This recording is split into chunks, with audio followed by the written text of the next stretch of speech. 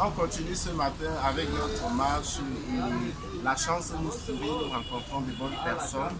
Là, nous sommes avec Tantine Sow, comme certains l'appellent, et Maman Sow, comme d'autres l'appellent. Bonjour, Maman Sow. Très ravi d'être avec toi encore ce matin. Alors, Maman Sow, on voudrait savoir.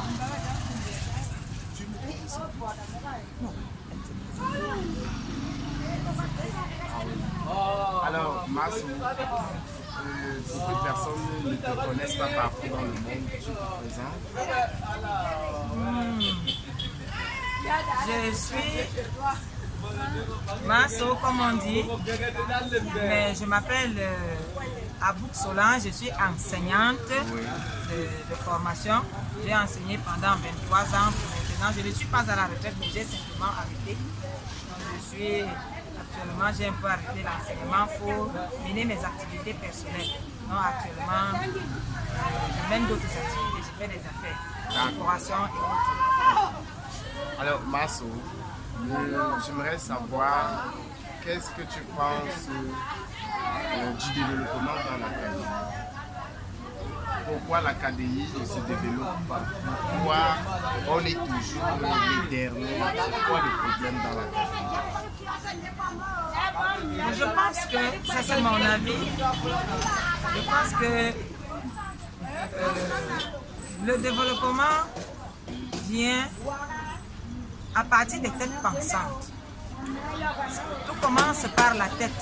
Lorsqu'une tête est bien faite, elle peut regarder l'environnement et transformer cet environnement.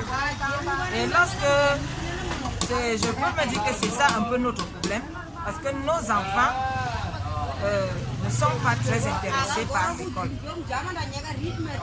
Donc le développement dans notre pays, dans notre département est un peu à la traîne, tout simplement à cause du fait que nos enfants ne s'impliquent pas dans la chose scolaire. Parce que lorsqu'ils auront acquis des savoirs, ils pourront maintenant les appliquer sur le terrain et les transformer en savoir-faire. Et cela fera en sorte que nous puissions nous développer, être capables de voir ce que les autres font ailleurs et de réfléchir sur notre environnement, de le transformer et de pouvoir faire aussi comme les autres. Alors, Masso, le problème c'est que les enfants ne vont pas à l'école. Qu'est-ce qui peut donc être à l'origine du fait que ces enfants non seulement ne soient pas intéressés par l'école et puis n'y vont pas? Est-ce parce que les parents ont démissionné de leur mission d'éducateur ou de gens qui doivent suivre l'éducation des enfants? Il y a plusieurs facteurs qui rentrent en jeu. Il y a des parents qui manquent de moyens. Ça, c'est l'un des premiers facteurs. Le deuxième facteur, c'est que certains parents pensent même que l'école n'est pas si importante que ça. Et d'autres, comme autre facteur, je vais souligner ici le manque d'engagement de la part des enfants eux-mêmes. C'est-à-dire qu'ils n'ont pas encore compris que l'école est importante. Et puis, ils aiment le gain facile. Ils vont facilement creuser de l'or, ils trouvent de l'argent. Ils font, je peux dire, il y en a ici que je vois, ils passent leur temps, ils déchargent les camions. Après avoir déchargé les camions en une journée, ils se retrouvent avec 10 000, ils pensent que c'est beaucoup. Et donc, ils ne sont pas visionnaires, ils ne voient pas loin. Ils se contentent du peu qu'ils ont. Ce sont les raisons pour lesquelles les enfants ici ne s'intéressent pas tellement à la chose scolaire. Oui, alors, pour finir, pour terminer, est-ce que tu peux donner un conseil ou deux, non seulement à l'endroit des parents, mais aussi à celui des enfants, des jeunes de l'académie, afin que nous puissions se développer? D'après toi, quelle est la chose à faire? D'après moi, la première chose à faire, c'est d'aller à l'école. Parce que, comme je l'ai dit au début de cet entretien, une tête bien faite peut transformer son environnement. Donc, le premier conseil que je donnerai aux enfants de l'académie, c'est qu'ils aillent à l'école.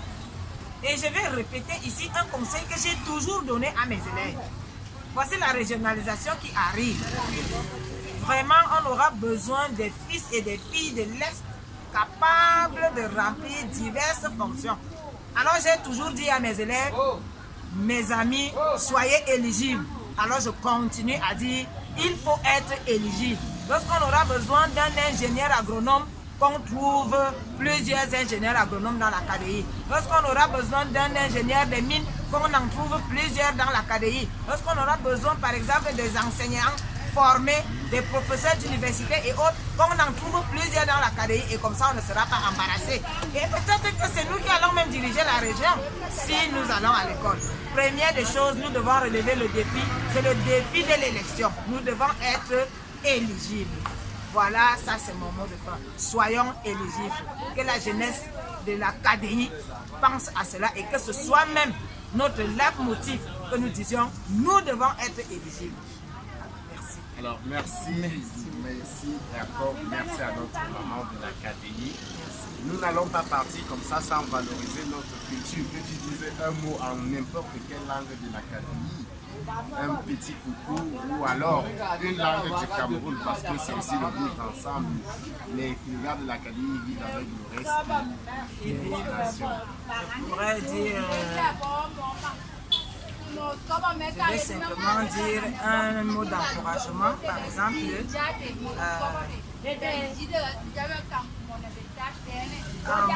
Ok. D'abord, dans une des langues que je maîtrise bien, dans une des langues que je maîtrise bien, je vais déjà encourager les jeunes de l'Est et je voudrais dire déjà que maintenant, il y a des gens que je c'est John ça. Donc, il y a des gens qui sont Est Cameroun, Saga Choukul. Donc maintenant, Saga Choukul, il va s'en aller quelque chose.